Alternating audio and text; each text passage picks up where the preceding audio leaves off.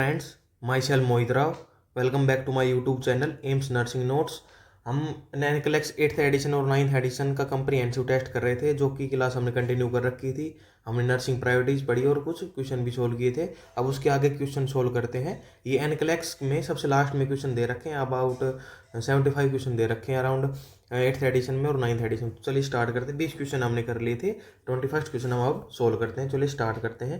ये pregnant client है, 10 week of gestation है। प्रेग्नेंट क्लाइंट है, 10 वीक का गैस्टेशन उसका पीरियड है। Call the prenatal clinic to report a recent exposure to a child with rubella, कि भाई उसका बच्चा रूबेला के साथ रीसेंट एक्सपोजर हुआ है। The nurse review that the client chart, nurse ने क्लाइंट का चार्ट को रिव्यू किया। What is the nurse best response to the client, तो नर्स का बेस्ट रिस्पॉन्स क्या रहेगा। तो ये चार्ट दे रखा है जिसमें हिस्ट्री और फिजिकल एग्जामिनेशन किया था और लैब टेस्ट की थी उसकी, और ये मेडिकेशन प्रोवाइड की गई थी। अब उसकी हिस्ट्री में क्या क्या GT-PAL स्कोर किया था। उसको ग्रेविडा फर्स्ट है, ट्रम जीरो है, pre term zero and abortion zero, live birth zero. तो मतलब फर्स्ट प्रेगनेंसी है इस जो पेशेंट हमारे पास दिया गया उसकी फर्स्ट प्रेगनेंसी है। ग्रेविडा है, ठीक है। वेट उसका 135 LBS है, मतलब 61 kg उसका वेट बताया गया है। और positive Goodell and Chadwick sign जो कि हमारे पास है प्रिजम्पटिव साइन होते हैं ऑफ द प्रेगनेंसी, जो कि OBG का बहुत अच्छा टॉपिक है, कोई क्वेश्चन आते हैं इसमें से। और इसमें से लैब में बता रखा भाई रूबेला का इससे इम्यून कर रखा, मतलब रूबेला की वैक्सीन इसके लगा रखी है, ठीक है। प्रेजेंस है रूबेला की वैक्सीन। आप ये याद रखेंगे भाई, ये रूबेला से इम्यूनाइज्ड है।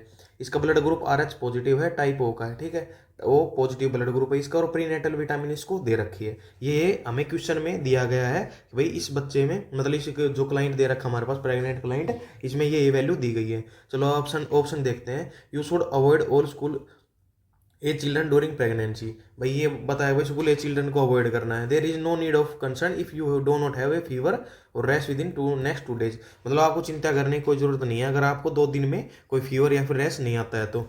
You are wish to call your rubella titer indicates that you are immune and your baby is not at risk. उसको मतलब ये बोल रहा है भाई आपका रूबेला टाइटर इंडिकेट ये कर रहा है कि भाई आप इम्यून हो, जो कि मैंने यहाँ पे भी सर्कल कर रखा है इसमें। इस क्वेश्चन में इन बात यही है, तो आपका बच्चा रिस्क पर नहीं है। Be sure to tell healthcare provider in 2 weeks as additional screening will be prescribed during your second trimester, कि भाई आपके सेकंड ट्राइमेस्टर पर दोबारा से स्क्रीनिंग की जाएगी, आप प्राइमरी हेल्थ केयर प्रोवाइडर को बता दीजिए, ठीक है। तो इसमें क्या बताएगा भाई, उसको रूबेला से इम्यून कर रखा है, मतलब रूबेला की वैक्सीन उसको लगवा रखी है। तो उसके मेन सीधी बात है रूबेला में ये होता है भाई, अगर मदर को वैक्सीन लगवा रखी है तो बच्चे को रूबेला का रिस्क बिल्कुल ही कम हो जाता है, मतलब बच्चा को कोई रिस्क नहीं होता भाई, उसको रूबेला होगा। तो इनमें से ऐसा ऑप्शन कौन सा दे रखा है हमारे पास, जो थर्ड ऑप्शन है ना, वो बता रखा है कि भाई you are why to tell, भाई आपने अच्छा किया, योर रूबेला टाइटर इंडिकेट, आपको रूबेला टाइटर ये इंडिकेट कर रहा है कि आप इम्यून हो, किससे, रूबेला वैक्सीन से आप इम्यून हो, तो आपका बेबी पे रिस्क नहीं है। अब मान लो रूबेला की वजह से अगर कोई इन्फेक्शन होता है, रूबेला है अगर प्रेगनेंसी में होता है तो उसको बोलते हैं रूबेला सिंड्रोम। जैसे बच्चे में होगा तो उसको बोले congenital rubella syndrome. Congenital rubella syndrome में 3 बीमारियां हो सकती है। एक तो PDA, that is PDA। PDA क्या होता है, patent ductus arteriosus, patent ductus arteriosus. ये एक हार्ट की डिजीज कंडीशन है, बच्चे की जन्म से ही होती है। एक होता है इसमें डीफनेस हो जाती है, कंजेनाइटल डीफनेस, बच्चा मतलब बहरा पैदा होगा। एक कंजेनाइटल कैटरेक्ट हो जाता है इसमें। ये 3 डिजीज कंडीशन होती है कंजेनाइटल रूबेला सिंड्रोम में, PDA, deafness and cataract. Cataract को बोलते हैं blue dot cataract, blue dot cataract. Cataract का स्पेसिफिक नाम है, जो कि कंजेनाइटल होता है बच्चे में ड्यू टू रूबेला, उसको बोलते हैं ब्लू डॉट कैटरेक्ट। ये आप याद रखेंगे। तो इस क्वेश्चन का हमारे पास आंसर होगा थर्ड, कि भाई आपके बच्चे को रूबेला की वैक्सीन लगी हुई, मतलब आपको रूबेला की वैक्सीन हो रखी है, आप इम्यून हो रूबेला से, तो आपके बच्चे को कोई रिस्क नहीं है। बाकी ऑप्शन हमारे पास ये गलत हो जाएंगे, फर्स्ट, सेकंड एंड फोर्थ, ठीक है। चलो आप अगला क्वेश्चन देखते हैं। अगले क्वेश्चन में क्या दे रखा है। A breast feeding mother of an infant with lactose intolerance, मतलब एक मदर है, वो अपने बच्चे को ब्रेस्ट फीड करवाती है, लेकिन वो बच्चा है किसका, लैक्टोज इंटॉलरेंस का, एक डिजीज कंडीशन होती है। The nurse about dietary nurse measures, उसके नर्स को उसने पूछा है कि भाई उसके डाइटरी मेजर्स क्या रहेंगे। What food should the nurse tell the mother are acceptable to consume while breast feeding, तो उससे पूछा है भाई कौन से जो फूड हैं वो एक्सेप्टेबल होते हैं भाई बेबी के द्वारा ब्रेस्ट फीडिंग के दौरान, अगर बच्चा लैक्टोज इंटॉलरेंस का है। सिलेक्ट ऑल दैट अप्लाई का ये क्वेश्चन है हमारे पास, दैट इज सिलेक्ट साटा इसको बोलते हैं। अब जो लैक्टोज इंटॉलरेंस होता है उसमें क्या दिक्कत हो जाती है, जैसे लैक्टोज होता है, मान लो हमारे पास लैक्टोज है, लैक्टोज मतलब उसको मिल्क शुगर बोलते हैं लैक्टोज को। लैक्टोज किस में कन्वर्ट होता है? लैक्टोज कन्वर्ट होता है ग्लूकोज प्लस गलक्टोज। ग्लूकोज प्लस गलक्टोज में लैक्टोज शुगर है वो कन्वर्ट होता है, और लैक्टोज शुगर होता है उसको मिल्क शुगर बोलते हैं। मिल्क शुगर उसको बोलते हैं, लैक्टोज को मिल्क शुगर बोलते हैं, जो कि कन्वर्ट होता है लैक्टेज एंड मतलब ग्लूकोज एंड गलक्टोज में। किसकी प्रेजेंस में? लैक्टेज की प्रेजेंस में जो लैक्टोज है वो ग्लूकोज एंड गलक्टोज में कन्वर्ट होता है। लेकिन इन कंडीशन ऑफ किसमें? ये हमारे पास कंडीशन दे रखी है lactose intolerance. In case of lactose intolerance, lactose intolerance के केस में क्या हो जाता है? देर इज डेफिशिएंसी ऑफ, किसकी डेफिशिएंसी हो जाती है? Lactase enzyme. जो हमारे पास लैक्टेज एंजाइम जो कि कन्वर्ट कर रहा था लैक्टोज को ग्लूकोज एंड गलक्टोज में, ये लैक्टोज, ये इसकी डेफिशिएंसी हो जाती है लैक्टेज एंजाइम की इन the case of lactose intolerance. तो जो अगर लैक्टेज की डेफिशिएंसी होगी तो लैक्टोज ग्लूकोज और गलक्टोज में कन्वर्ट नहीं हो पाएगा, और जो लैक्टोज है उसका लेवल हमारे बॉडी में, बच्चे की बॉडी में बढ़ जाएगा। ठीक है, जिसकी वजह से वो सिम्टम्स क्रिएट करता है, mainly digestive symptoms. Mainly digestive symptoms arise due to lactose storage. जब अगर मान लो लैक्टोज ही ग्लूकोज और गलक्टोज में कन्वर्ट नहीं हुआ तो लैक्टोज स्टोर हो जाएगा, जिसकी वजह से वो डाइजेस्टिव के सिम्टम्स अराइज होने लग जाएंगे बेबी में। तो इसका मतलब सीधा सीधा मतलब है कि जो लैक्टोज है, लैक्टोज मतलब मिल्क शुगर है, उसको हमें बेबी को नहीं देना। इसका मतलब ये है कि मिल्क और मिल्क से बनी हुई चीज़ें हमें उस बच्चे में अवॉइड करनी है। ठीक है, अब मिल्क मिल्क तो हमें देना ही नहीं है, हमने पहले पढ़ लिया भाई लैक्टोज मिल्क होता है, मतलब मिल्क शुगर होता है, तो लैक्टोज हमें देना नहीं है। तो हम इसमें क्या क्या दे सकते हैं भाई? मिल्क नहीं दे सकते, हम एग योक दे सकते हैं इसको। ठीक है, ड्राइड बीन्स भी दे सकते हैं, हार्ड चीज़ इसको अवॉइड करें क्योंकि चीज़ भी मिल्क से ही बनता है। ठीक है, ग्रीन लीफी वेजिटेबल्स भी हम इसको दे सकते हैं। तो इसका आंसर हमारे पास क्या होगा? 2, 3, 5। ये हमारे ऑप्शन बिल्कुल करेक्ट हैं, 2, 3 और 5। ठीक है, क्योंकि अब हमें क्या अवॉइड करना है, आप हाईलाइट करके लिख सकते हो, avoid milk and milk products. भाई हमें मिल्क और मिल्क प्रोडक्ट्स को, मेनली आप डेयरी प्रोडक्ट्स लिख सकते हो, डेयरी प्रोडक्ट्स को हमें अवॉइड करना है in the case of lactose intolerance, क्योंकि लैक्टोज लैक्टेज की हेल्प से ग्लूकोज और गलक्टोज में कन्वर्ट होता है। लैक्टोज इंटॉलरेंस लैक्टेज की डेफिशिएंसी हो जाती है, जिसकी वजह से वो कन्वर्ट नहीं हो पाते। तो इसका आंसर हमारे पास होगा 2, 3 एंड 5। ऑप्शन हमारा करेक्ट हो गया। तो चलिए अगला क्वेश्चन देखते हैं, अगले क्वेश्चन में क्या बताया गया है। अगले क्वेश्चन में बताया गया है क्लाइंट विद डायबिटीज मेलाइटस है, क्लाइंट को डायबिटीज मेलाइटस की कंडीशन है, is told that amputation of the leg is necessary to sustain life. उसको बताया गया है कि भाई उसका एक पैर को एम्पुटेट करना पड़ेगा, मतलब काटना पड़ेगा। The client is very upset, client बहुत अपसेट है। टेल द नर्स, उसने नर्स को क्या बताया? This is all my primary health care provider fault. उसने बताया भाई ये मेरे सारे जो प्राइमरी हेल्थ केयर प्रोवाइडर था ना उसकी गलती है। I have done everything I have been asked to do, मैंने वो सब किया था जो मुझे बताया गया था। विच nursing interpretation is best for this situation. मतलब एक क्लाइंट है डायबिटीज मेलाइटिस का, उसका एम्पुटेशन करना पड़ेगा पैर का। तो उसने बोला कि भाई ये जो सारी गलती है ना ये मेरे प्राइमरी हेल्थ केयर प्रोवाइडर की गलती है, क्योंकि मैं मुझसे जो भी बोला गया था वो तो मैंने अपना सारा काम कर लिया था। तो इस कंडीशन में नर्स उसको क्या जवाब देगी? ठीक है, अब इसमें एक कंडीशन आती है हमारे पास डाबडा। अगर डाबडा मतलब डिनाइल, सबसे पहले डिनाइल करेगा पेशेंट, ये मेरे साथ नहीं हो सकता, फिर एंगर शो करेगा, फिर बार्गेनिंग करेगा, एंड फिर डिप्रेशन में जाएगा, फिर उसको एक्सेप्ट कर लेगा। मान लो अगर किसी कंडीशन में पेशेंट का पैर काटना पड़ रहा है तो डिनाइल करेगा सबसे पहले कि भाई मेरे साथ ऐसा नहीं हो सकता। ठीक है, फिर एंगर शो करेगा कि भाई मेरे साथ ही ऐसा क्यों हुआ, मेरे प्राइमरी हेल्थ केयर प्रोवाइडर की गलती है, ऐसे करके गुस्सा शो करेगा। फिर बार्गेनिंग करेगा कि अगर मेरा पैर ठीक हो जाएगा तो मैं आगे से कभी भी ये चीज़ नहीं करूंगा, ऐसे करके वो बार्गेनिंग करेगा। फिर वो डिप्रेस्ड हो जाएगा कि भाई उसको पता चल जाएगा भाई उसका पैर तो कटना ही है, फिर वो डिप्रेशन की कंडीशन चल जाएगा। और सबसे लास्ट में होते हैं एक्सेप्टेंस, कि भाई वो एक्सेप्ट कर लेगा कि हाँ भाई मेरे due to the disease condition मेरे साथ ये कंडीशन होनी थी। हमारे साथ इफेक्टिव कोपिंग मैकेनिज्म के स्टेप होते हैं, इफेक्टिव कोपिंग मैकेनिज्म, ये हमारे पास कोपिंग मैकेनिज्म के स्टेप होते हैं। डाबड़ा 5 स्टेप होते हैं, इसमें 5 step: denial, anger, bargaining, depression and acceptance. ठीक है ना, तो इसमें नर्स एक बेटर तरीके में यह करेगी भाई जो भी ये शो कर रहा है ना बिल्कुल नॉर्मल कोपिंग मैकेनिज्म है, हर एक पर्सन के साथ ये होता है during the life period.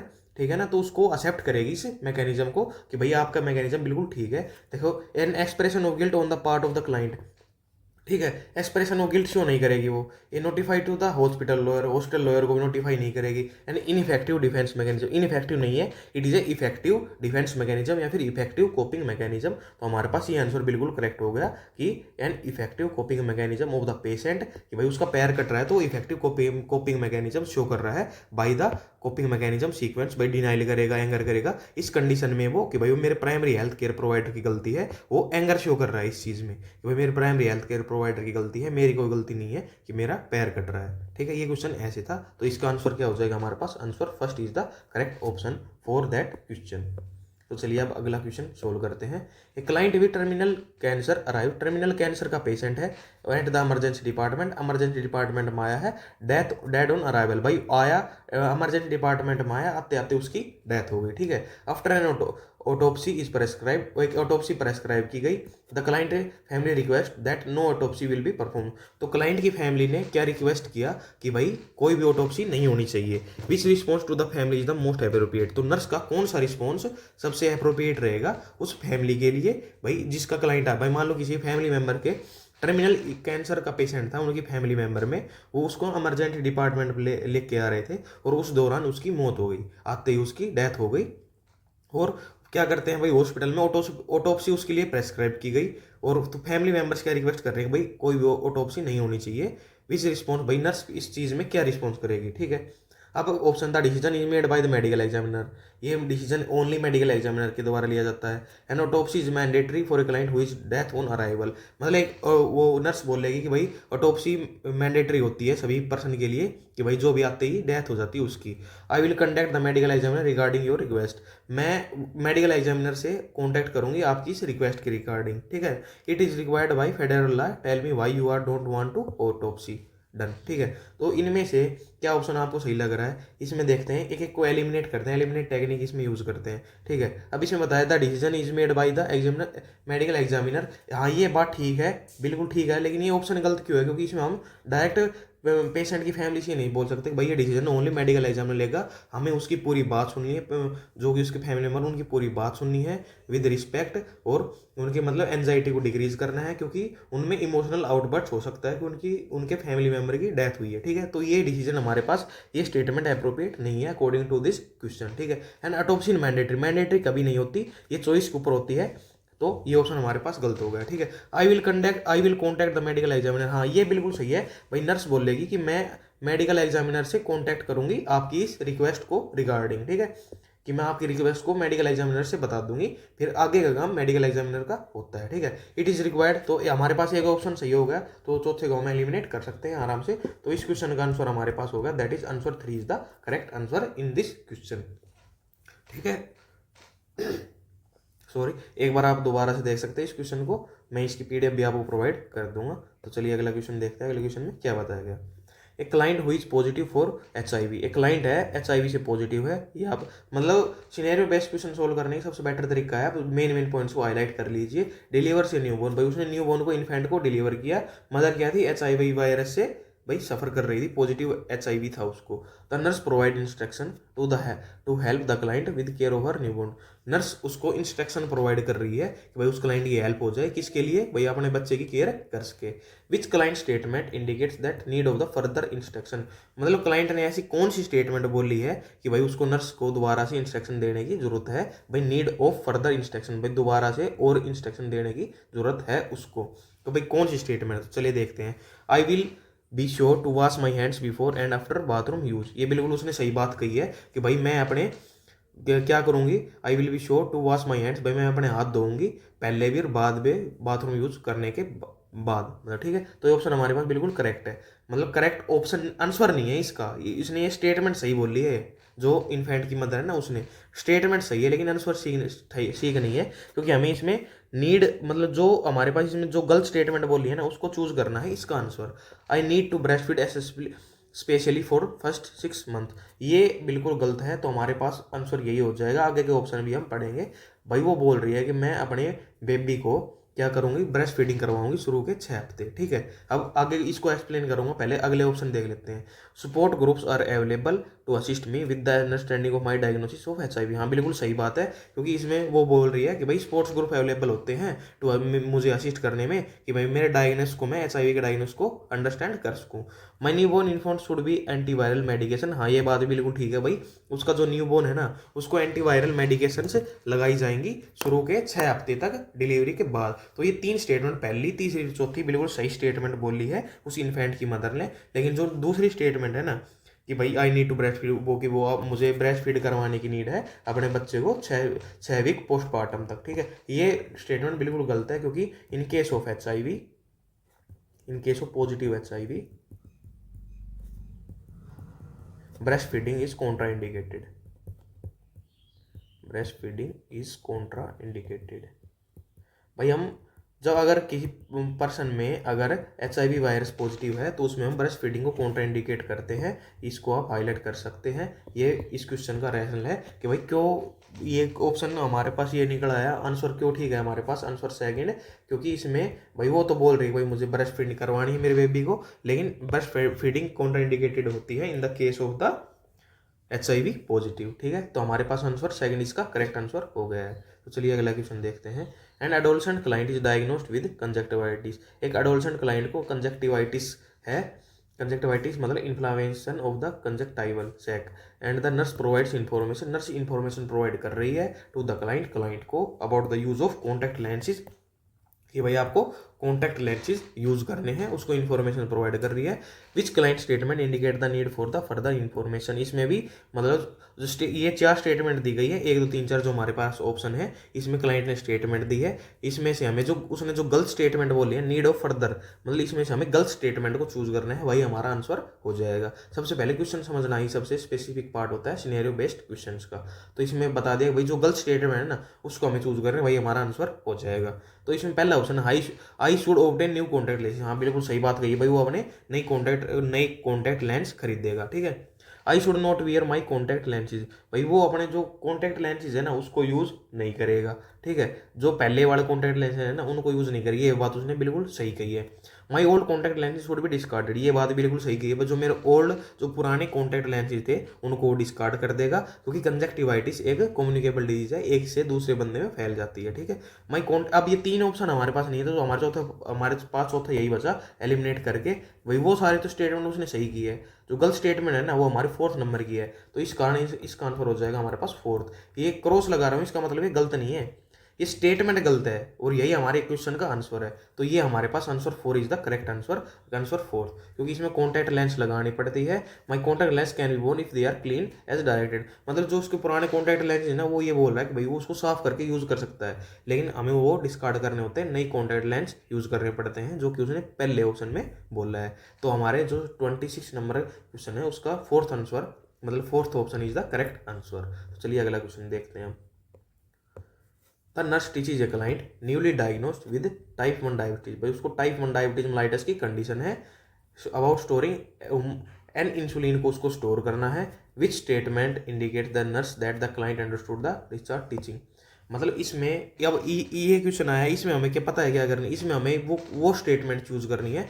Client ने ये 4 स्टेटमेंट दी हैं नर्स को, भाई इसमें से हमें वो स्टेटमेंट चेक करनी है जो कि बिल्कुल करेक्ट है। हमें जो उसने जो गलत स्टेटमेंट बोली है ना उनको एलिमिनेट करना है, और जो बिल्कुल सही स्टेटमेंट बोली है उसने उसको हमें आंसर मानना है, वही हमारा आंसर होगा। क्योंकि इसमें बोल रहा है कि भाई ऐसी कौन सी स्टेटमेंट है जिसमें नर्स को ये लगेगा भाई कि भाई क्लाइंट ने उसकी डिस्चार्ज टीचिंग को अंडरस्टूड कर लिया है, मतलब वो क्लाइंट समझ गई है कि भाई मुझे डिस्चार्ज होने के बाद क्या कैसे उसको इंसुलिन को स्टोर करना है। तो चलिए अब देखते हैं। अब मैं सबसे पहले बता दूं भाई हम इंसुलिन को स्टोरेज कैसे करते हैं। इंसुलिन स्टोरेज, इंसुलिन स्टोरेज कैसे करते हैं। इफ वाइल, जो इंसुलिन की वाइल है अनओपन है, if unopened then refrigerator, refrigerator करते हैं 2 से 8 डिग्री सेल्सियस पर।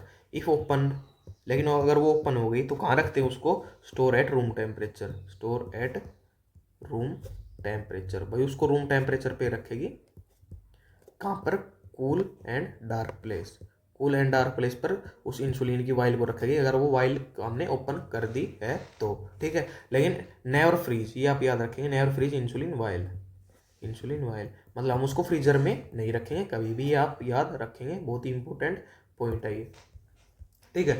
अब ये हमने बता दिया भाई, अगर वाइल खुली नहीं है तो उसको रेफ्रिजरेटर में रख देंगे, अगर वाइल खोल रखी है तो उसको हम रूम टेम्परेचर पर स्टोर करेंगे, कूल एंड डार्क प्लेस पर, और हम कभी भी फ्रीज नहीं करते। इफ फ्रीज, अगर वो फ्रीज हो गई है गलती से, देन डिस्कार्ड, अब उसको डिस्कार्ड कर देते हैं, डिस्कार्ड। अब इसकी मतलब कितने टाइम पीरियड के लिए हम इसको रखते हैं, जो ये हमने बताया है भाई रूम टेम्परेचर पर रखते हैं, इसको रखते हैं 28 डेज के लिए, मतलब 4 वीक के लिए हम उसको रूम टेम्परेचर पर रख सकते हैं अगर वाइल को हमने ओपन कर दिया है तो। अब हमें इन तीनों, ये 3 सिचुएशन अगर क्वेश्चन में बता रखी हैं तो हमारा आंसर ठीक हो जाएगा। तो चलिए एक बार एक एक करके इनको सोल्व करते हैं। I should cap the insulin in the cabinet during the day only, भाई ओनली डे के दौरान नहीं रखना, हमें 24 घंटे उसको प्रोटेक्ट करके रखना है, ठीक है। I know I have to keep my insulin in the refrigerator at all time, इसमें वाइल ओपन और क्लोज का कोई जिक्र नहीं किया गया है, ठीक है। I can store the open, ये लिख रखा देखो, ओपन इंसुलिन बोतल in the kitchen cabinet for 1 month, तो हमारे पास ये ऑप्शन बिल्कुल करेक्ट हो जाएगा अकॉर्डिंग टू दिस। मैं देखो ये बता रहा हूँ अकॉर्डिंग टू दिस सिचुएशन कि भाई इफ अनओपन है, भाई ओपन नहीं हुआ, मतलब ओपन कर रखा हमने, रूम टेम्परेचर पर स्टोर करेंगे कितने दिन के लिए, 28 दिन के लिए, मैंने आपको पहले ही बता दिया था, कूल एंड डार्क प्लेस पर। तो इसमें भी यही बोल रहा है कि भाई मेरी ओपन इंसुलिन की बोतल है, उसको किचन कैबिनेट में रखेगी कितने दिन के लिए, 1 मंथ के लिए। तो आप ओपन पकड़ लीजिए इस वर्ड को, एंड 1 मंथ, हमारा ऑप्शन ये करेक्ट हो गया। And fourth answer will be wrong answer, तो हमारे पास आंसर 3 इज द आंसर, मतलब option 3 is the answer for that question of this 27 number question, ठीक है। ये कैसे सही हुआ ये मैंने आपको यहाँ पे एक्सप्लेन कर दिया है। तो अब अगला क्वेश्चन देखते हैं, अगले क्वेश्चन में क्या बताया गया है।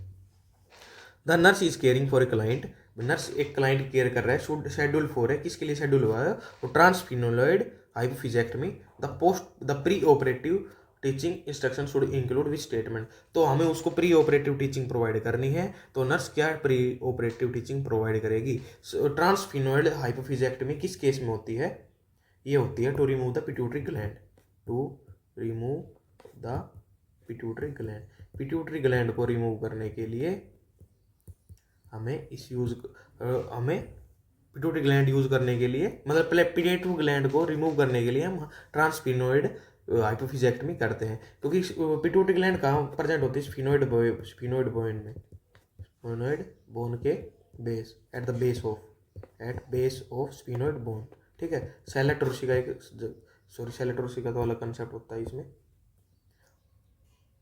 हाइपोफिजियल फोसा के अराउंड प्रेजेंट होती है pituitary gland,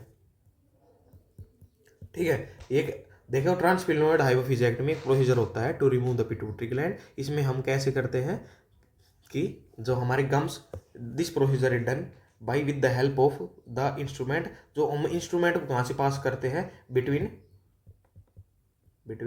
lips and gums, जो हमारे अपर लिप्स एंड गम्स होते हैं ना, उनके बीच में से इंस्ट्रूमेंट को डाल के हम पिट्यूटरी ग्लैंड को रिमूव करते हैं। पिट्यूटरी ग्लैंड पी शेप की होती है, मटर के दाने की शेप की होती है, 0.5 ग्राम की होती है, या फिर इसको 500 मिलीग्राम भी बोल सकते हैं, इसका ये वेट होता है, बिल्कुल छोटी सी ग्लैंड होती है पी शेप की। तो इसको रिमूव कैसे करते हैं कि भाई हम हमारे लिप्स एंड गम्स के, जो अपर लिप्स एंड अपर गम्स है ना, उनके बीच में से एक इंस्ट्रूमेंट को डाल के उसको रिमूव करते हैं, उस प्रोसीजर को बोलते हैं ट्रांसफिनोलॉइड हाइपोफिजेक्टमी। तो इसमें हम क्या क्या प्री ऑपरेटिव टीचिंग देते हैं, ठीक है।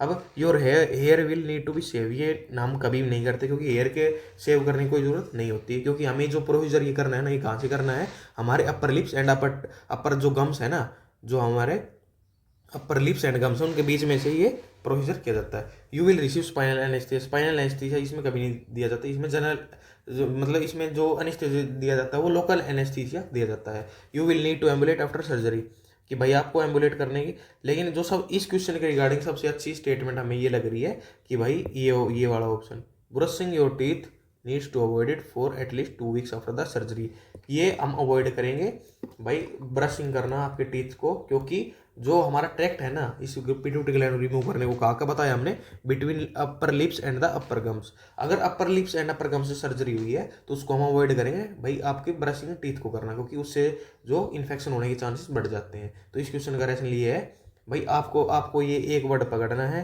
भाई ट्रांसफिनोइड हाइपोफिज एक्टिव हुई है तो इसका रूट देखना भाई कहाँ है, वो दांत और जो हमारे गम्स होते हैं उनके बीच से है। तो जो हमारा दांत वाला ऑप्शन है ना भाई, ब्रशिंग नहीं करेंगे आपकी टीथ को, ये हमारे पास करेक्ट आंसर हो जाएगा इस क्वेश्चन का। तो चलिए अगला क्वेश्चन देखते हैं हम। During a routine prenatal visit a client complains of gums that bleed easily with brushing. भाई क्लाइंट कंप्लेन कर रही है कि वो उसके गम्स है ना वो इजीली ब्लीड कर देते हैं जब वो ब्रश करती है। तो the nurse perform an assessment and teaching the client about the proper nutrition to minimize this problem. Nurse ने असेसमेंट लिया और वो क्लाइंट को टीच किया कि आप प्रॉपर न्यूट्रिशन लीजिए, क्यों, मिनिमाइज दिस प्रॉब्लम, इस प्रॉब्लम को मिनिमाइज करने के लिए प्रॉपर न्यूट्रिशन लीजिए। Which client statement indicates an understanding of the proper nutrition to minimize this problem. इसमें हमें बिल्कुल सही स्टेटमेंट को पकड़ना है। भाई क्लाइंट ने कौन सी स्टेटमेंट ऐसी कही है जो बिल्कुल करेक्ट है कि भाई जिससे उसकी ये कंडीशन ठीक हो जाएगी, तो उस स्टेटमेंट को हमें ढूंढना है।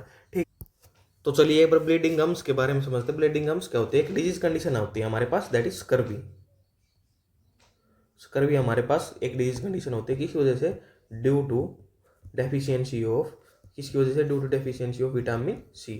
विटामिन सी की डेफिशिएंसी की वजह से हमारे पास एक डिजीज कंडीशन अराइज हो जाती है, इसका नाम है स्कर्वी। इसमें क्या होने लग जाता है? Bleeding gums occur, bleeding gums occur, bleeding gum उसमें होने लग जाते हैं due to vitamin C deficiency, जिसकी वजह से क्या हो जाता है? स्कर्वी डिजीज कंडीशन अपोज हो जाती है। इसमें मेनली क्या होता है? एक तो इम्यून सिस्टम वीक हो जाता है, डिलेड बाउंड हीलिंग हो जाती है, पुअर एपेटाइट हो जाती है, और मेनली जो मेन सिम्टम आता है ना हमारे पास, वो आता है हमारे पास ब्लीडिंग गम। दो तरह की इन स्कर्वी होती है, एक तो इन्फेंटाइल स्कर्वी, एक होती है अडल्ट स्कर्वी। ठीक है, जो अडल्ट स्कर्वी है ना उसमें मेनली ब्लीडिंग गम्स होते हैं, अडल्ट स्कर्वी में bleeding gums.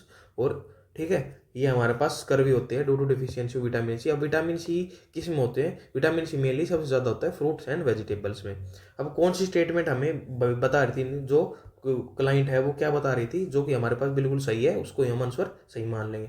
I will drink 8 ounce of water with each ml, मतलब ईच मील। भाई वो 8 ounce ml, एक ounce में कितने होते हैं? एक ounce में होते हैं 30 ml होते हैं, भाई वो ड्रिंक करेगी। I will eat 3 serving of cracked wheat bread.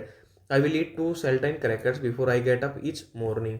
I will eat fresh foods and vegetables for snacks and dessert each day. तो इसमें सबसे हमें, मतलब इन चार ऑप्शन में से हमें विटामिन सी को देखना। भाई विटामिन सी कौन सी डाइट में बताया गया है? तो इसमें बताया गया है कि भाई फ्रेश फ्रूट्स और वेजिटेबल्स में सबसे ज़्यादा विटामिन सी होता है, तो इसकी वजह से उसकी स्कर्वी की कंडीशन को हम ट्रीट कर सकते हैं। भाई हम उसको डाइट में फ्रूट्स एंड वेजिटेबल्स को देख के उसकी विटामिन सी की पूर्ति करेंगे। विटामिन सी की पूर्ति हो जाएगी तो उसको स्कर्वी नहीं होगी और उसके ब्लीडिंग गम्स नहीं होंगे। तो हमारे बाकी ऑप्शन क्या हो गए?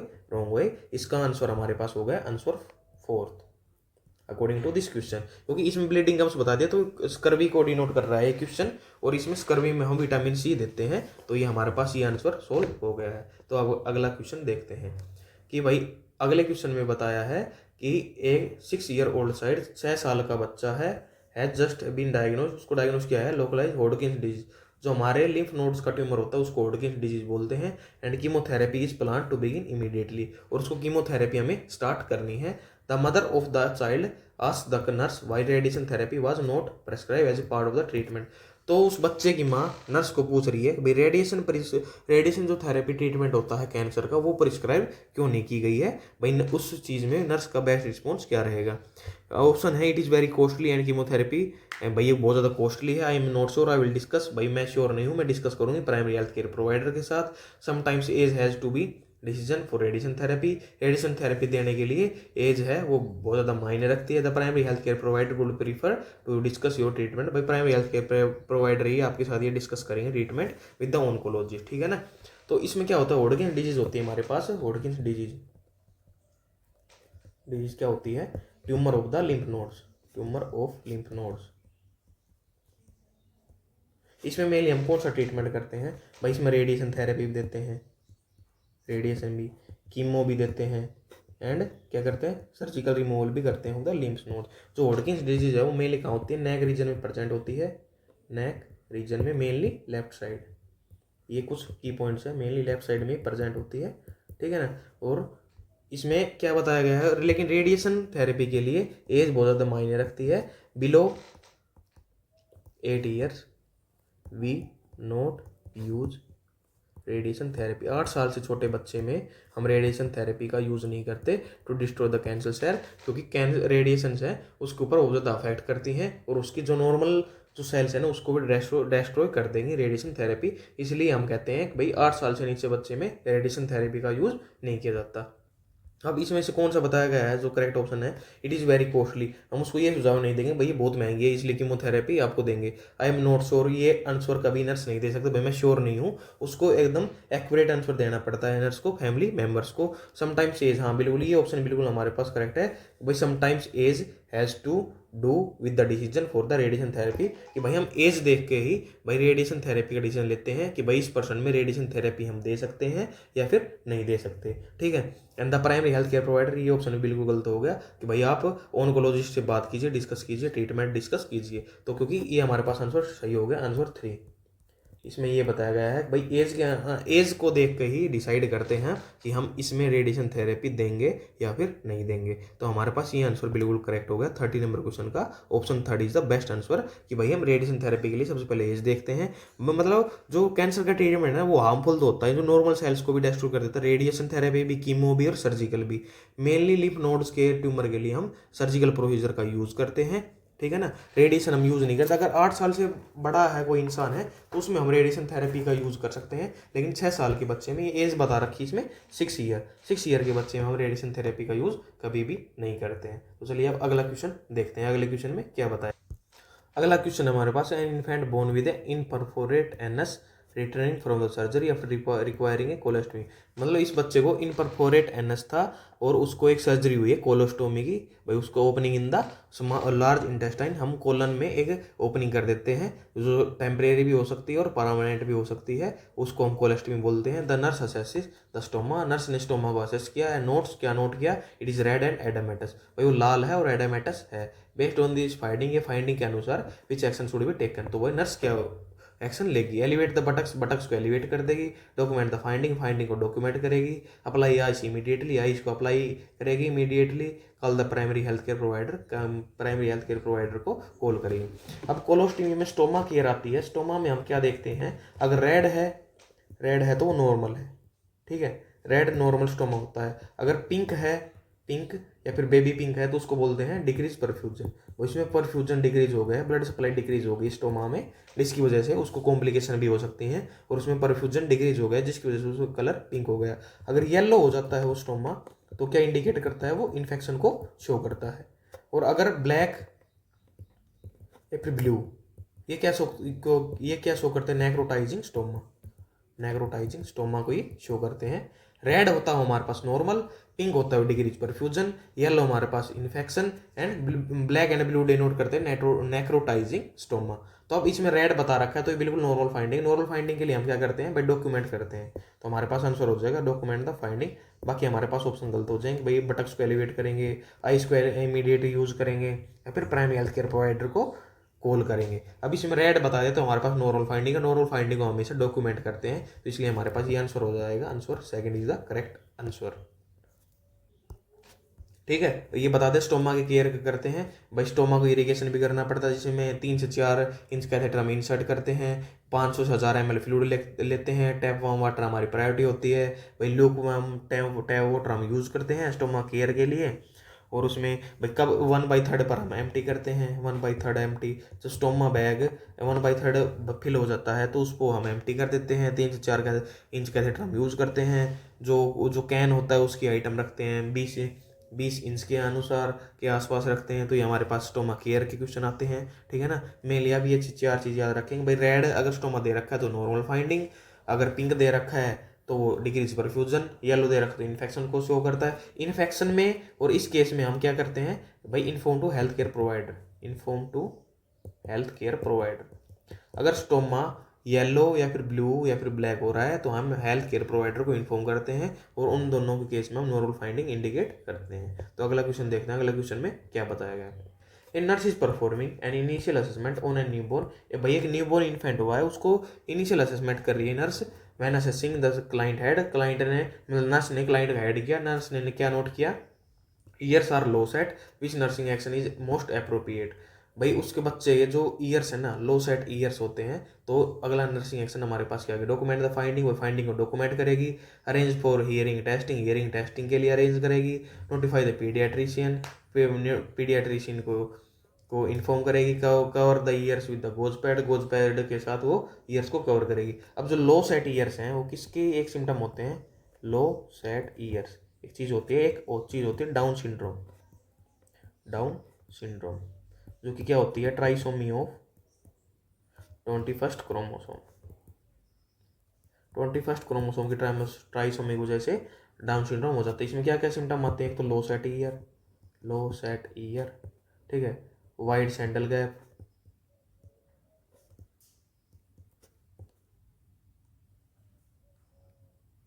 हार्ट abnormality, डेवलपमेंट डिफेक्ट,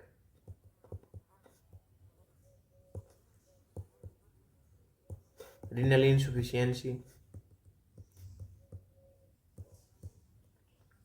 तो हमारे पास ये कंडीशन हो जाती है डाउन सिंड्रोम के केस में। तो ये इमरजेंसी कंडीशन है। इस केस में हम पीडियाट्रिशियन को इन्फॉर्म करेंगे कि भाई बच्चा डाउन सिंड्रोम का पैदा हुआ है, ठीक है। इसमें डेफनेस भी हो सकती है और भी बहुत ज़्यादा, वाइड सैंडल गैप, मतलब बहुत ज़्यादा सिम्टम्स आते हैं डाउन सिंड्रोम की। Trisomy of due to the trisomy of 21st chromosome हमें डाउन सिंड्रोम हो जाता है। इस केस में भाई बच्चे को ये आइडेंटिफाई कर लेना है, भाई लो सेट ईयर्स है तो ये डाउन सिंड्रोम का बच्चा हो सकता है। तो इस केस में वो क्या इन्फॉर्म करेगी, नोटिफाई द पीडियाट्रिशियन। सबसे मतलब पीडियाट्रिशियन को इन्फॉर्म करेगी, डॉक्यूमेंट द फाइंडिंग नहीं करेगी क्योंकि ये नॉर्मल चीज़ नहीं है, अब नॉर्मल चीज़ है Down syndrome. Arrange for hearing testing, सबसे पहले पीडियाट्रिशियन को नोटिफाई करेगी और जो वो प्रेस्क्राइब करेगा उसके बाद नर्स एक्शन लेगी। कवर द ईयर्स, तो ये भी हम नहीं करेंगे। तो हमारे पास आंसर क्या आ जाएगा, answer 3, way notify the paediatrician in the case of down syndrome, जिसमें लो सेट ईयर्स उसके सिम्टम दे रखा है। अभी देखो इस क्वेश्चन में क्या बताया था भाई, एक ओनली एक दिया था, ईयर्स आर लो सेट। भाई लो सेट ईयर्स उसके प्रेजेंट है तो उसका क्या ऐसा रहेगा। अब लो सेट ईयर्स आपको ये याद होना चाहिए भाई किस डिजीज कंडीशन का सिम्टम है। तो हमें याद है भाई लो सेट ईयर्स है हमारे पास जो क्लासिकल सिम्टम वो डाउन सिंड्रोम का है। तो उस कंडीशन के कारण हम इसको Down syndrome as a Down syndrome diagnose करके हम अगला एक्शन नर्सिंग एक्शन लेंगे। तो उसमें सबसे पहले हम पीडियाट्रिशियन को नोटिफाई करते हैं। अब अगला क्वेश्चन आता है हमारे पास, the clinic nurse is assessing jaundice in a child with hepatitis. एक जो क्लिनिक नर्स है वो जोंडिस को असेस कर रही है बच्चे में जिसके हेपेटाइटिस मतलब इन्फ्लामेशन ऑफ द लीवर है। हेपेटाइटिस भी पास तरह का होता है, ABCDE। विच एनाटॉमिकल एरिया, कौन से एनाटॉमिकल एरिया पर would provide the best data regarding the presence of the jaundice, कि भाई कौन सा एनाटॉमिकल एरिया है हमारी बॉडी में, बच्चे की बॉडी में, भाई वो बेस्ट डाटा प्रोवाइड करता है भाई उसको जोंडिस प्रेजेंट है। पहले the nail beds, the skin in the sacral area, the skin in the abdominal area, the membranes in the ear canal. 4 option हमारे पास। अब टू असेस जोंडिस, भाई जोंडिस को असेस करने के लिए, to assess jaundice the best site is whites part of the eye, whites part of the eye, जिसको क्या बोलते हैं, स्क्लेरा, ठीक है। ये हमारे पास फर्स्ट प्रायोरिटी होती है हमेशा, भाई आई का जो वाइटिस पार्ट है ना उसको हम चेक करते हैं। सेकंड हमारे पास क्या होता है, that is nail beds. Nail beds हमारे पास साइट होती है, एनाटॉमिकल साइट, जिसमें हम जोंडिस को असेस करते हैं। एंड अगर जो ब्लैक पर्सन होते हैं उसमें कहाँ असेस करते हैं, ब्लैक पर्सन उसको करते हैं mucous membrane, mucous membrane of oral. हम मुंह के म्यूकस मेम्ब्रेन को असेस करते हैं to assess the jaundice in the black person. और सबसे पहली प्रायोरिटी हमारे पास आई होती है, ठीक है, जिसमें हम वाइट स्पॉट चेक करते हैं। सेकंड पर्सन नेल बेड्स, और ब्लैक पर्सन में हमारे पास क्या होती है, म्यूकस मेम्ब्रेन ऑफ ओरल हम चेक करते हैं। तो आई का हमारे पास दे नहीं रखा। ईयर कैनाल की मेम्ब्रेन हम कभी यूज़ नहीं करते, स्किन अब्डोमिनल एरिया की भी नहीं करते, स्कैस सैक्रल एरिया भी। तो हमारे पास एक ऑप्शन बचेगा दैट नेल बेड, जो कि हमारे पास सेकंड प्रायोरिटी होती है to assess the jaundice. Jaundice को असेस करने के लिए हमारे पास ये सेकंड प्रायोरिटी होती है, पहले हमारे पास हमेशा आई होती है, ठीक है। ये इसका आंसर हमारे पास हो जाएगा answer first. To assess the jaundice we check the nail beds of the person. अगला क्वेश्चन आता है, अगले क्वेश्चन में क्या बता रखा है, the nurse is assigned to care for a client in traction. भाई क्लाइंट को ट्रैक्शन लग रहा है, उसको नर्स केयर प्रोवाइड कर रही है। The nurse creates a plan of care for the client and should include which action in the plan. तो नर्स उसको प्लान ऑफ केयर उसको मतलब क्रिएट कर रही है तो क्या क्या एक्शन लेगी उसके प्लान ऑफ केयर में। Ensure that the knots are at the pulleys, वो गार्ड है नोट्स है उसकी पुलिस के ऊपर हो, ये तो हो नहीं सकता क्योंकि हमें वो जो उसकी नोट्स है उसको फ्रीली मूव करवाना है। Check the way to ensure that, हाँ ये बिल्कुल ऑप्शन करेक्ट है भाई। हम जब ट्रैक्शन लगाते हैं तो उस केस में हम क्या चेक करते हैं, जो वेट लगा रखा है ना ट्रैक्शन के ऊपर वो बिल्कुल जमीन से ऊपर हो, मतलब अगर जमीन के ऊपर भी ऊपर ही अगर वो वेट टिका रह गया, मान ट्रैक्शन लगा रखा है, आप ट्रैक्शन की इमेज आप देख सकते हैं ऑनलाइन भी भाई, उसमें वेट लटकाते हैं to alignment of the bone, भाई बोन को फिक्स करने के लिए अपनी जगह पर हम ट्रैक्शन का यूज करते हैं। तो उसमें क्या करते हैं, वेट लगाते हैं हम पुलिस की हेल्प की वजह से। अब वेट को चेक करेंगे भाई, वो भाई नीचे फर्श के ऊपर तो टच नहीं हो रहा, अगर फर्श के ऊपर वो वेट टच हो गया तो इसका मतलब क्या हुआ भाई, वेट तो उसके ऊपर लग ही नहीं रहा, फ्लोर के ऊपर वेट टिक गया, तो हमें फ्रीली मूव करवाना है, मतलब फ्लोर के ऊपर वो वेट नहीं जाना चाहिए, वो बिल्कुल ऑफ होना चाहिए फ्लोर से बिल्कुल ऊपर।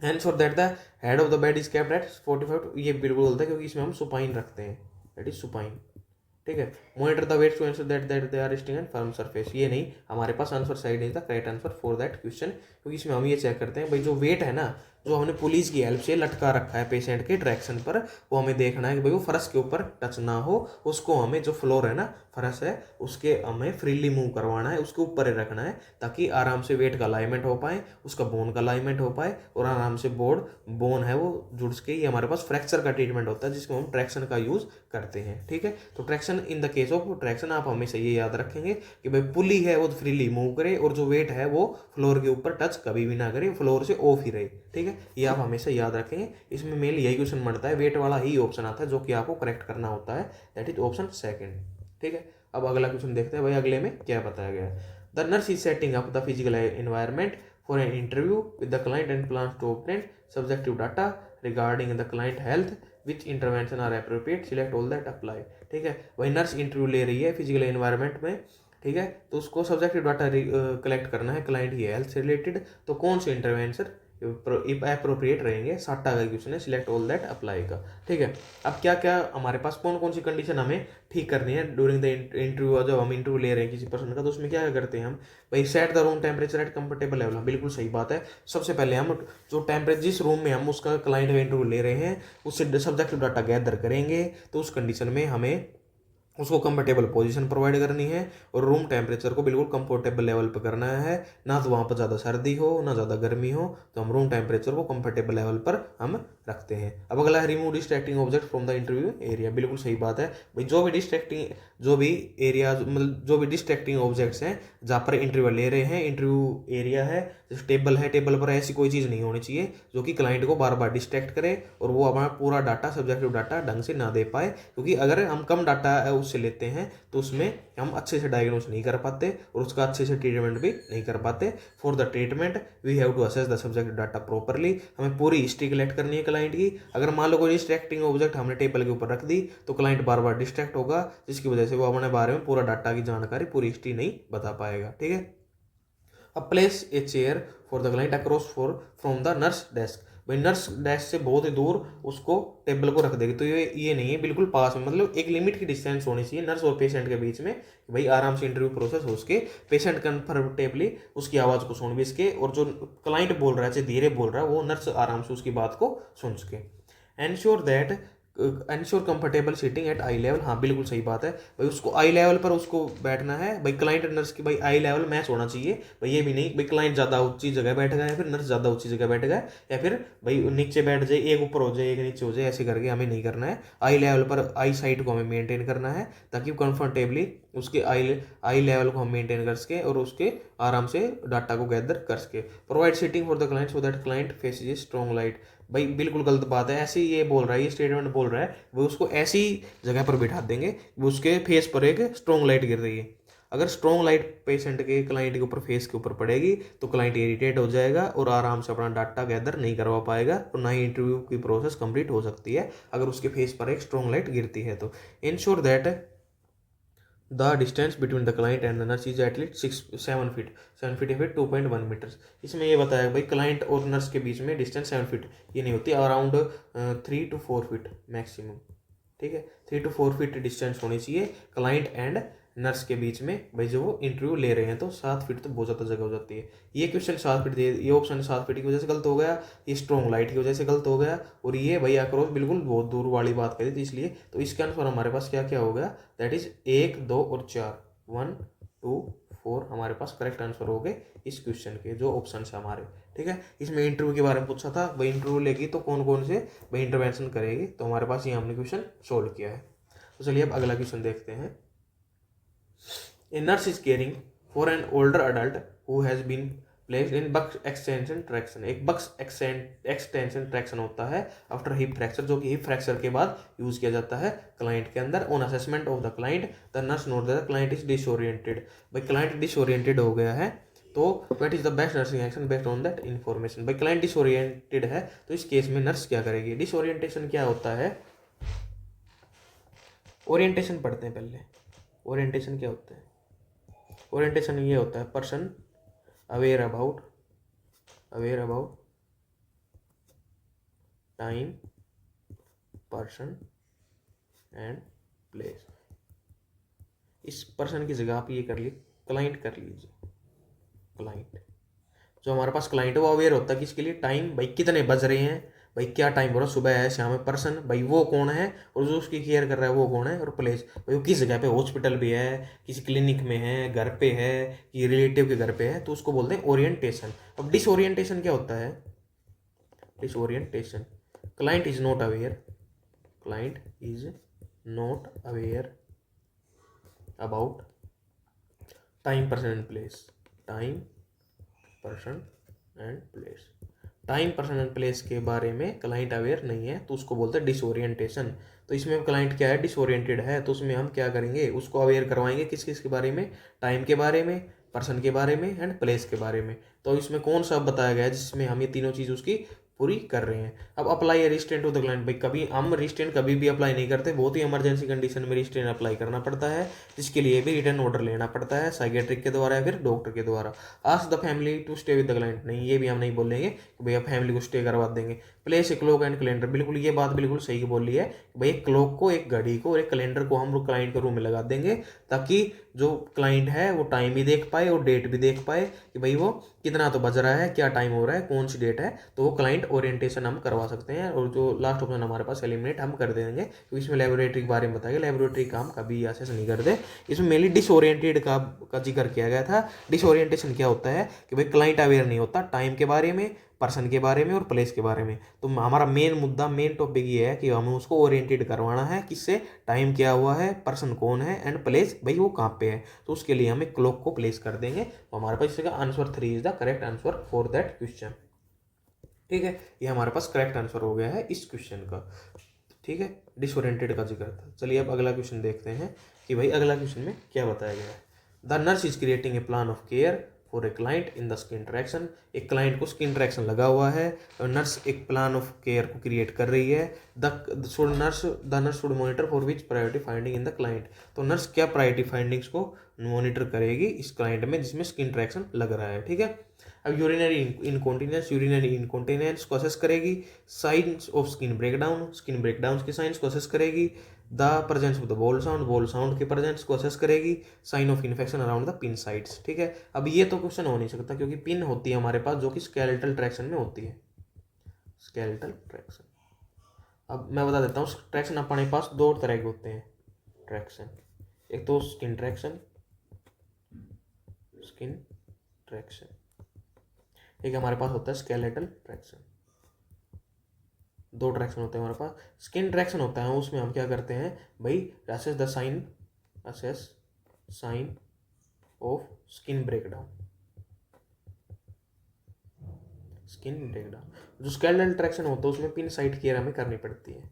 ये दो ही क्वेश्चन बनते हैं मेनली ट्रैक्शन से, एक skin traction, skeletal traction. Skin traction में हम क्या करते हैं, assess sign of the skin breakdown, भाई स्किन का ब्रेकडाउन तो नहीं हो गया है उसके लिए असेस करते हैं। और स्केलेटल ट्रैक्शन में हम क्या करते हैं भाई, उसकी पिन साइड का केयर करते हैं इन द स्केलेटल ट्रैक्शन। तो पिन वाला तो हो गया स्केलेटल ट्रैक्शन में, तो ऑप्शन हमारे पास ये गलत हो गया क्योंकि इसमें क्या बताया गया, स्किन ट्रैक्शन बताया गया, स्किन ट्रैक्शन, तो ये गलत हो गया। द प्रेजेंस ऑफ बोल साउंड ट्रैक्शन से कभी भी रिलेट करती नहीं है। बोल साउंड तो डाइजेस्टिव का रिलेटेड हो गया जिसको हम पोस्ट ऑप में चेक करते हैं। साइन ऑफ स्किन ब्रेकडाउन, हाँ बिल्कुल ये सही है क्योंकि स्किन वो जो स्किन ट्रैक्शन है उसके बारे में, स्किन ब्रेकडाउन को असेस करते हैं। तो हमारे पास क्या है, यूरिन इनकॉन्टिनेंस भी हम असेस नहीं करते। तो इसका आंसर हमारे पास क्या हो गया, answer second is the correct answer for that question. क्योंकि इसमें स्किन ट्रैक्शन की केयर के बारे में बताया था। अब ये तो क्यों गलत हो गया, इसमें पिन का जिक्र हो गया। पिन हमेशा लगती है स्केलेटल ट्रैक्शन में। बॉल्स ऑन हम डाइजेस्टिव के लिए असेस करते हैं पोस्ट ऑफ में।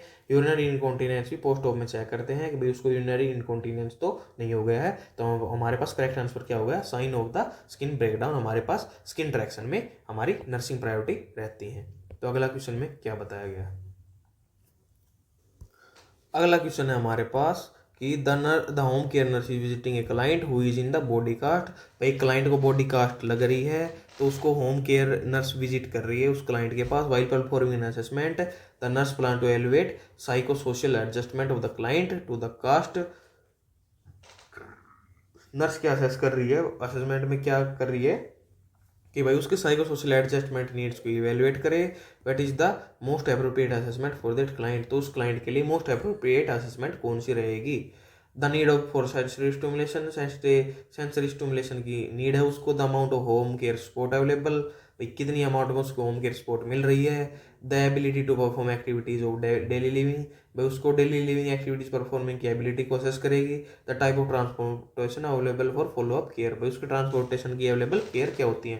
तो बॉडी कास्ट का जिक्र आ गया है, तो बॉडी कास्ट में क्या करते हैं, तो उसकी पूरी बॉडी पर कास्ट लग रहा है, तो उसमें उसके सेंसेस, साइको सोशल सेंसेस या फिर सेंसरी परसेप्शन को हम असेस करते हैं कि भाई उसका भाई कंप्रेशन तो नहीं हो गया है आर्टरीज का, नर्व्स का, जिसकी वजह से उसका भाई जो सेंसरी परसेप्शन होता है वो अल्टर्ड तो नहीं हो गया है। तो उस केस में हम उसका सेंसरी स्टिमुलेशन चेक करते हैं। The need of the sensory stimulation, उसको पर वो देते हैं, सेंसरी स्टिमुलेशन प्रोवाइड करते हैं। जैसे डिस्टल एरिया पर चेक करते हैं, क्योंकि जो कंपार्टमेंट सिंड्रोम भी हो जाता है due to the applying body cast. अगर टाइट बॉडी कास्ट लग गया है तो उसकी वजह से कंपार्टमेंट सिंड्रोम भी हो सकता है, जिसकी वजह से क्या होगा, पेशेंट की जो परसेप्शन है वो अल्टर्ड हो जाएगा, जिसकी वजह से पेशेंट कॉम्प्लिकेशन में चले जाएगा, क्योंकि उसकी जो आर्टरीज हैं और जो नर्व्स हैं वो कंप्रेस हो चुकी हैं। ठीक है, तो उसको सेंसरी स्टिमुलेशन की जरूरत है। अमाउंट ऑफ होम केयर ये नहीं हो सकता, एबिलिटी टू परफॉर्म एबिलिटी ये भी नहीं, एंड ये भी नहीं। तो हमारे पास answer first is the correct, answer first is the correct answer for that question. अब अगला क्वेश्चन देखते हैं, अगले क्वेश्चन में क्या बताया गया है। अगले क्वेश्चन में बताया है what action should the nurse consider when counselling a client of the amiss tradition. एक एमिस ट्रेडिशन का एक क्लाइंट है जिसकी नर्स काउंसलिंग कर रही है, तो नर्स क्या एक्शन लेगी, क्या कंसीडर करेगी। स्पीक ओनली टू हस्बैंड, भाई उसके ओनली हस्बैंड से बात करेगी। Use complex medical terminology, complex medical terminology का यूज करेगी। अवॉइड यूजिंग साइंटिफिक और मेडिकल जार्गन्स, जो साइंटिफिक एंड मेडिकल जार्गन्स उनको अवॉइड करेगी। Stand close to the client and speak loudly. ठीक है, अब इसको कैसे करते हैं भाई, स्पीक ओनली टू हस्बैंड ये बिल्कुल नहीं हो सकता, क्योंकि हमें जो क्लाइंट है उसके साथ बात करनी है। अगर हम उससे बात नहीं करेंगे तो उसमें एंजाइटी डेवलप होगी और वो ढंग से ट्रीटमेंट नहीं ले पाएगा। तो उसको हमें उससे बात करनी है, ओपन एंडेड क्वेश्चन पूछने क्लाइंट से ही, ताकि वो आराम से बात कर सके, अपनी मन की बात कह सके, जिसकी उसकी एंजाइटी रिड्यूस हो जाएगी और पेशेंट आराम से ट्रीटमेंट ले सके। यूज कॉम्प्लेक्स मेडिकल टर्मिनोलॉजी कभी भी यूज नहीं करते हैं, मेडिकल टर्मिनोलॉजी को उस पेशेंट के अनुसार, उस पेशेंट की एजुकेशन लेवल के अनुसार हम इन वर्ड्स का यूज करते हैं। Avoid using scientific and medical jargons, ये बिल्कुल सही बात कही है इसने कि जो मेडिकल जार्गन्स हैं और जो साइंटिफिक जार्गन्स है उनको अवॉइड करेगी, क्योंकि उसको पेशेंट को तो समझ में आनी नहीं है। अगर वो क्लाइंट के आगे नर्स साइंटिफिक और मेडिकल जार्गन्स का यूज करेगी तो उससे क्लाइंट में वो समझ तो पाएगा नहीं, उसकी वजह से उसको एंजाइटी क्रिएट हो जाएगी और वो कॉम्प्लिकेशन हो जाएगी, क्योंकि वो अगर उसमें एंजाइटी होगी तो बात नहीं कर पाएगा और फर्दर कॉम्प्लिकेशन भी हो सकते हैं, जैसे डिप्रेशन में चल जाए। अगर एंजाइटी नहीं होगी तो उसको और ड्रग्स देनी पड़ेंगी। ठीक है, तो एंजाइटी को रिलीव करने के लिए हमें जो क्लाइंट है उससे ढंग से बात करनी है, उसको इमोशनल सपोर्ट प्रोवाइड करनी है, साइकोलॉजिकल सपोर्ट प्रोवाइड करनी है, और साइंटिफिक एंड मेडिकल जार्गन्स को अवॉइड करना है, कॉम्प्लेक्स मेडिकल टर्मिनोलॉजी को अवॉइड करना है, and stay close to the client. And हाँ, ये बात बिल्कुल सही है भाई, क्लाइंट के क्लोज स्टैंड होंगे, लेकिन स्पीक लाउडली, लाउडली वर्ड बिल्कुल गलत है भाई, उसको हम बिल्कुल बिल्कुल आराम से बात करेंगे, उसको लाउडली कभी भी नहीं बोलेंगे, तेज उसको नहीं बोलेंगे। तो इससे हमारा आंसर कौन सा होगा, आंसर 3, कि भाई उसको ट्रीटमेंट करते वक्त उसकी मतलब केयर करते वक्त, उसको काउंसलिंग देते वक्त कभी भी हम मेडिकल या फिर साइंटिफिक जार्गन्स का यूज नहीं करते हैं, ताकि वो आराम से समझ सके। हमें बिल्कुल सिंपल लैंग्वेज का यूज करना है, तो को किसके लिए, उनको समझाने के लिए। ठीक है, अब अगला क्वेश्चन आता है हमारे पास, जो कि क्या है, a client has refuse to eat more than a few spoonfuls of the breakfast, ठीक है, उसने मना कर दिया है।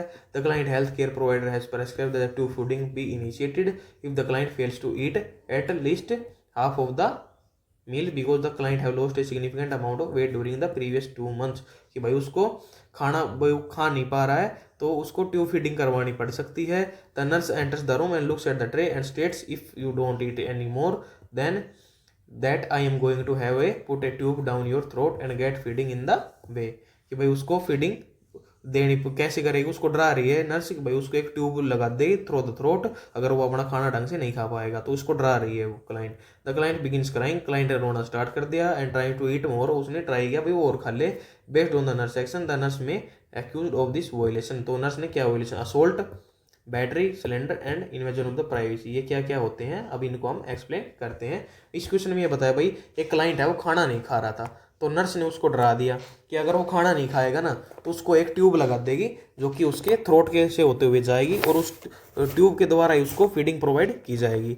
तो वो नर्स, वो जो पेशेंट था हमारे पास, वो डर गया है और उसको क्या हो गया, वो उसने थोड़ा बहुत खाने की ट्राई की, तो उसके बाद भाई नर्स ने कौन सी उसकी जो प्रॉब्लम क्रिएट की है, कौन सा वायलेशन उसका किया है, और हमारे पास ये 4 ऑप्शन दिए गए, assault, bolt, battery, cylinder and invasion of the privacy. अब ये मेनली टोट का क्वेश्चन है, ठीक है। अब इसमें टोट के बारे में पढ़ते हैं भाई कौन सा टोट इसमें यूज किया गया है इतने बड़े क्वेश्चन में, तो देख ले कितना बड़ा क्वेश्चन आता है सिनेरियो बेस्ड का।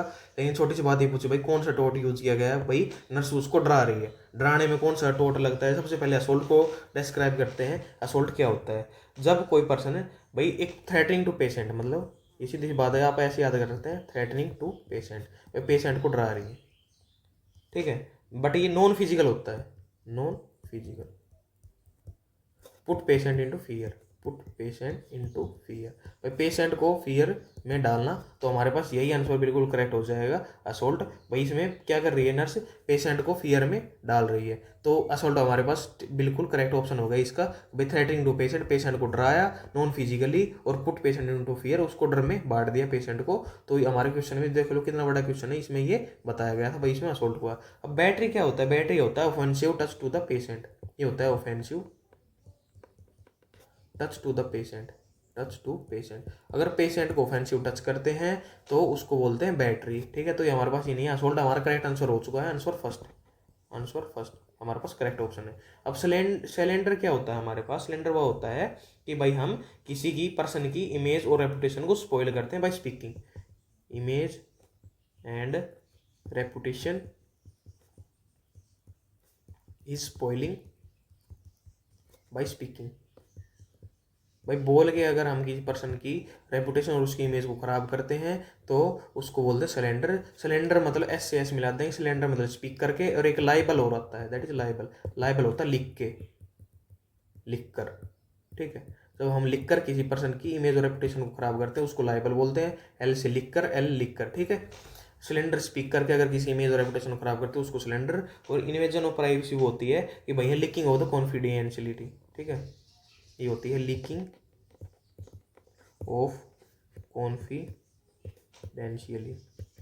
उसके कॉन्फिडेंस को लीक करते हैं, मतलब उसकी क्या होता है भाई किसी की, इसमें भी यही बोलते हैं भाई किसी की रेपुटेशन को खराब करना। तो हमारे पास आंसर तो हो गया असोल्ट, जिसमें क्या करते हैं हम पेशेंट को डरा देते हैं, threatening the patient, non physical होता है ये, put patient in the fear, patient को फियर में पुट करना। और सिलेंडर बैटरी क्या होता है हमारे पास, बैटरी होता है भाई नॉन ऑफेंसिव टच करते, ऑफेंसिव टच करते हैं पेशेंट को।